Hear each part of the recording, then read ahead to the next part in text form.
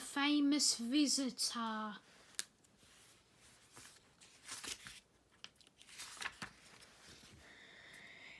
It's an important day at the yards. Everyone was busy and excited, making notices and taking photographs. A special visitor had arrived and now was the centre of attention. "Who's that?" whispered Thomas to Duck.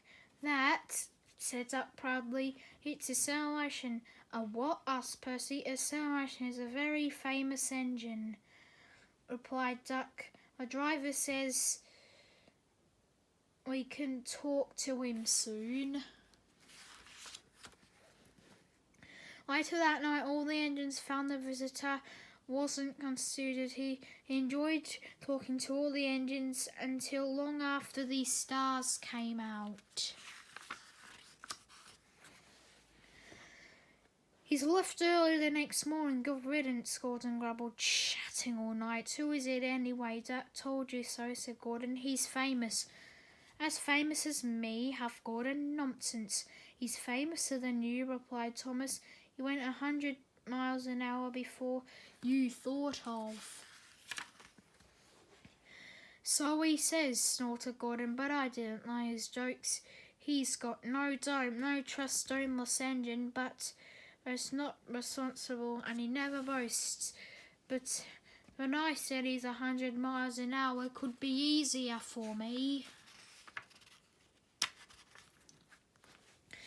Duck took some freight cars to Edward Station. "Hello," called Edward. "That's a famous engine, and you came to this morning. Whistle to me. What kind?" "He's the finest engine in the world," replied Duck. Then he told Edward what he had said. "Take no notice," said Edward. "He's just jealous. He's coming for you now." Gordon's wheels pounced off the rails. He didn't do it. He did do it, Gordon. The trains rocked past and was gone. He knocked himself to bits, chuckled Duck. "Steady, Gordon," called his driver. We aren't running a race." "We are then," said Gordon, but he said to himself, suddenly Gordon began to feel a little strange. "The top of my boiler seems funny.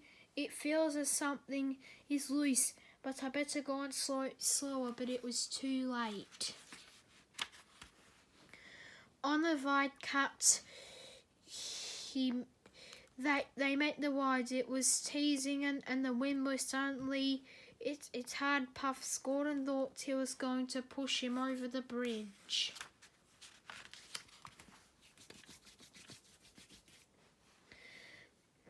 "No, you don't," he said firmly. But when his other ideas, it curled around in his boiler and crept under his loose dome and lifted away to the valley below. Gordon was most uncomfortable. The wind cold rustling through the hole where his dome should be felt as silly without it. At the big station, the cars were laughing at him. Gordon tried to wish them away, but they crowded around no matter when he did. On the way back to the shed, Gordon wanted to stop his fetch dome. Gordon was very cross. "I hope the shed is empty tonight," he huffed to himself. "We'll never find out," to his driver. You must go to the works for a new one." But all the engines were waiting. "Never trust a domeless engine," said a voice from somewhere behind. "They weren't respectable." The end.